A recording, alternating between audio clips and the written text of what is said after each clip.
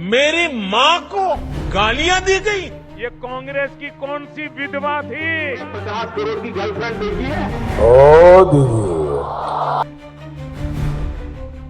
नमस्कार, मैं हूं जुबैर कुरैशी और आप देख रहे हैं नारद मुनि लाइव। आज हम बात करेंगे उस राजनीतिक भाषा की जिसने लोकतंत्र की गरिमा के साथ साथ देश की महिलाओं के मान सम्मान को तार तार कर दिया।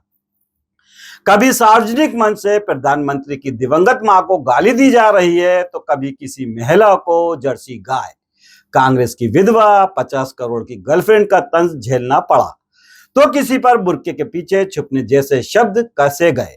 आखिर देश की महिलाओं के अपमान और उनके प्रति अमर्यादित भाषा की शुरुआत कहां से और कैसे हुई, चलिए सबसे पहले इस पर ही नजर डालते हैं। ये कांग्रेस की कौन सी विधवा थी जिसके खाते में रुपया जाता? 50 करोड़ की गर्लफ्रेंड देखी है।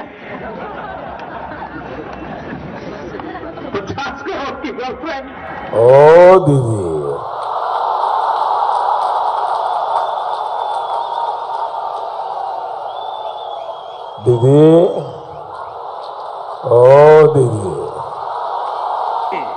मैंने कहा था इनकी सबसे बड़ी नेता चुनाव लड़ने की हिम्मत नहीं करेगी, वो डर के मारे भाग जाएगी।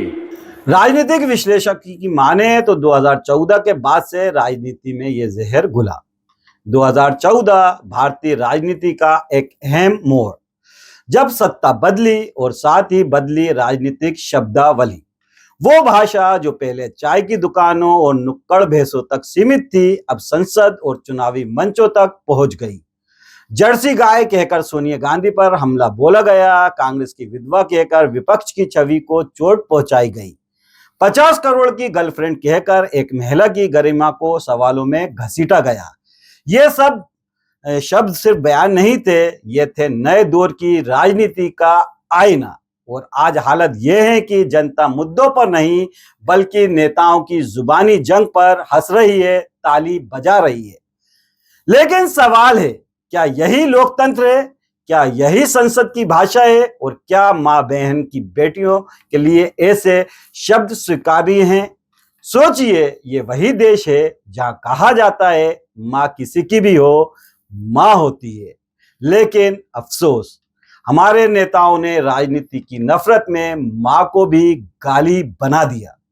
यह सिर्फ एक परिवार या एक पार्टी का अपमान नहीं है, बल्कि पूरे देश की माताओं का, बहनों का अपमान है। माँ ही तो हमारा संसार होती है, माँ ही हमारा स्वाभिमान होती है। इस समृद्ध परंपरा वाले बिहार में कुछ दिन पहले जो हुआ, उसकी मैंने कभी कल्पना तक नहीं की थी।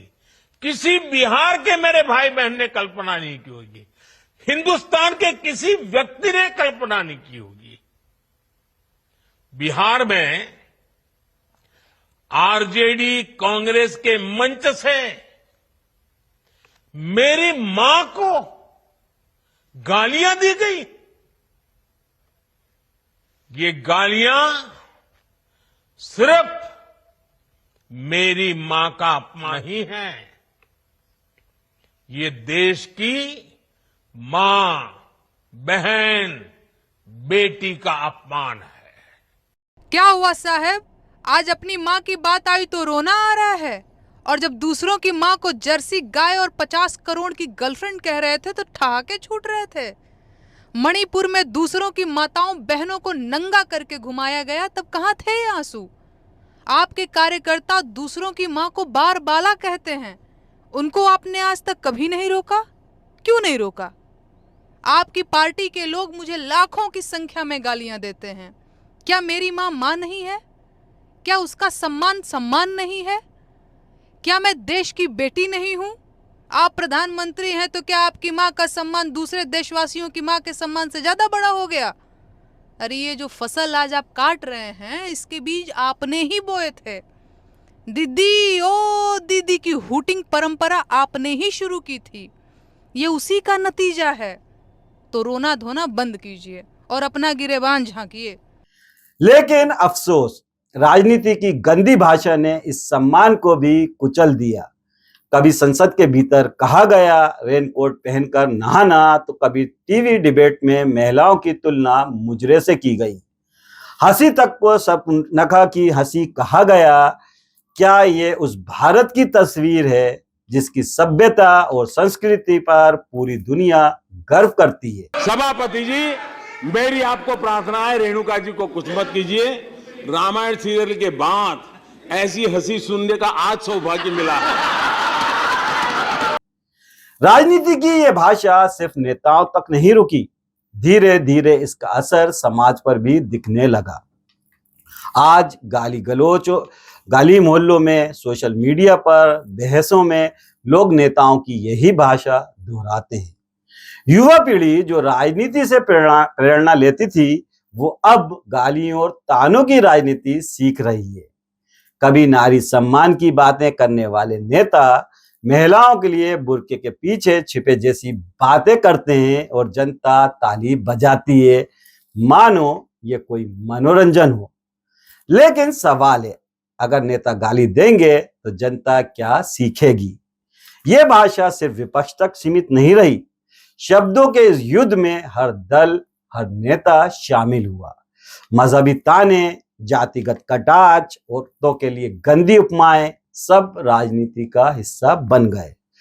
लेकिन संसद, विधानसभा और चुनावी मंच ये तमाशा क्यों देख रहे हैं? क्या ये तमाशे के अखाड़े हैं? क्या नेताओं को यही संस्कार सिखाए जाते हैं कि विरोधियों पर हमला करने के लिए माँ, बहन और बेटियों को बीच में घसीटो?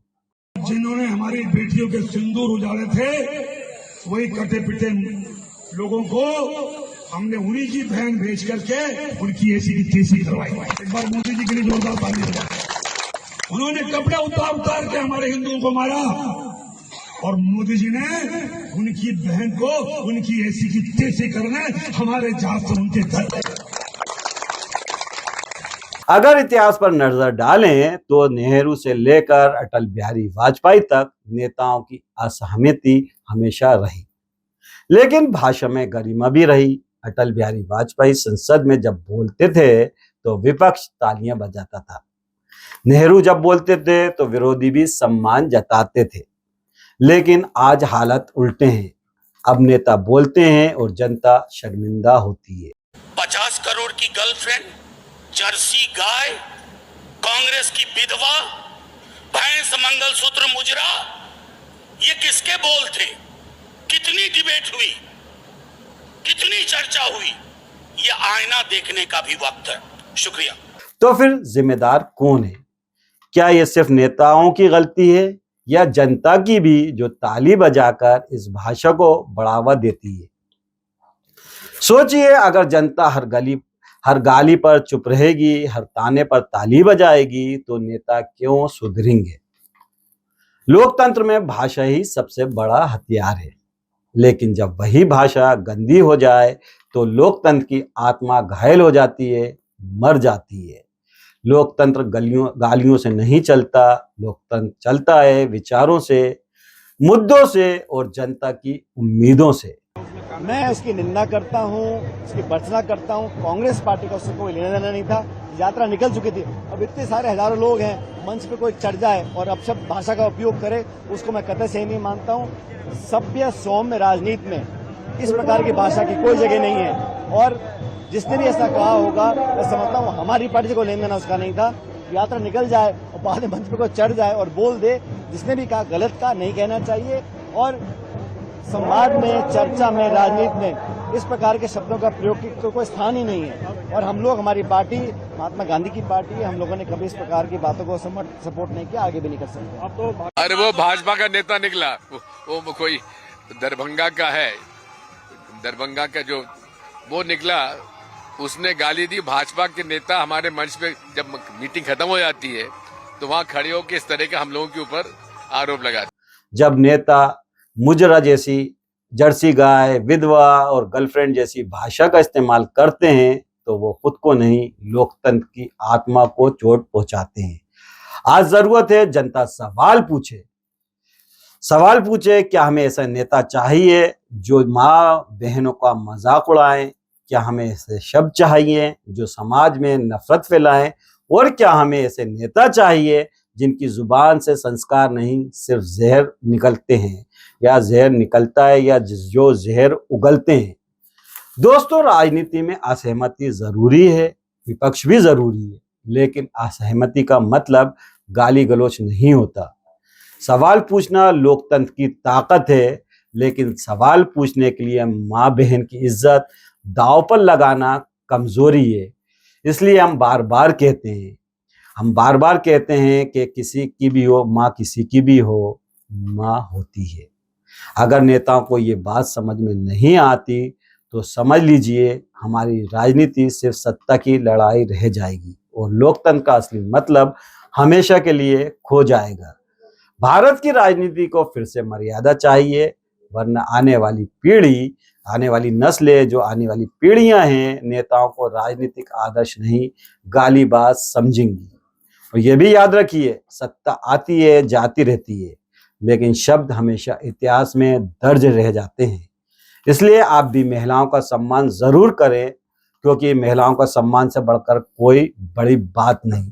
और इन नेताओं से भी सवाल पूछे जो किसी भी दल के हों, किसी भी राजनीतिक पार्टी के हों, या सार्वजनिक मंच से वो कैसे आखिर किसी माँ, किसी बहन और किसी बेटी को गाली दे सकते हैं।